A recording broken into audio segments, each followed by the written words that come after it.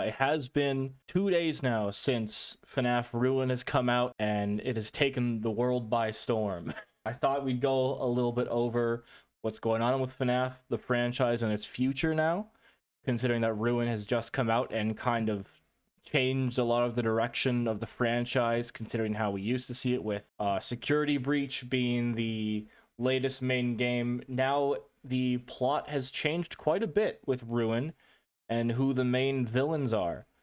So of course there's full spoilers for FNAF Ruin, everything that comes out in it.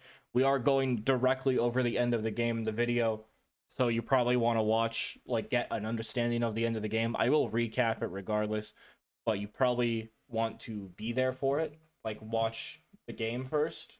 So as we know, over the end of FNAF Ruin, it ended with the Mimic escaping, having the security system shut off by Cassie. It had his hand get cut off by the elevator that Cassie was in. Roxy and Cassie are likely dead. At the end of the credits for Ruin, you do hear Roxy say Cassie's name. So... Cassie. Oh! So there is a chance that Roxy and maybe Cassie survived, but I highly doubt either of them did. It was a pretty devastating ending in terms of just shock. I did not expect them to kill a child in the game this time. Yeah, it was intense. It was a lot to take in. By the way, I did also stream this a couple days ago, the day of, and I beat the entire game. So check out the Twitch channel because I'm going to be replaying the game pretty soon, I think. I have a video idea in mind, but I need to stream a lot of FNAF to get that out of there. Tomorrow or the day after, I will also be releasing an actual review of Ruin, maybe even one of Security Breach a little later on. I do love these games. Ruin and Security Breach are my favorite FNAF games. Check that out. So subscribe. And yeah, pretty big FNAF ending. It kind of changed everything with now the Mimic being the main villain as far as we can tell. It feels like they kind of threw out Vanessa and Afton, well, Burntrap, whatever he is, and are going down this Mimic route. And to be honest, as long as they go down a route and they commit to a route, I'd be happy with it. It feels like these past 2 years, they've kind of jumbled around with different ideas, like the Mimic, like the Blob, Burntrap, Vanessa. Like, there's so many different directions they could go in, and I'm hoping that this is the final time they switch around this series. So hopefully they continue on with this Mimic plot line. Hopefully those other ones get resolved in some sort of short, satisfying way. But I guess we'll see in the future. So what do we know of the future of FNAF? We, as you know, in May, I believe, they announced they were making Help Wanted 2, opening up with a shot of the sister location elevator. And we'll see how that goes. I'm incredibly excited. I'm also going to be streaming that when that comes out. But we have no idea what it's going to be about. I mean, through the mainline games, we've already covered the first 4 pretty well. And we've already even done a little bit of Security Breach, if I recall correctly. Hopefully the rest of Security Breach get ported over to VR and then, well, not ported, remade. Seen the rest of Security Breach get made into VR. And possibly whatever original content they can come up with. Like, maybe they'll have a UCN, an Ultimate Custom Night in FNAF VR. Maybe even a short version of Security Breach. Maybe you can just look at some of the locations in there. Maybe that's the main hub area instead of the FNAF 1 actual restaurant. We, of course, have, I believe there's another couple books coming out next year.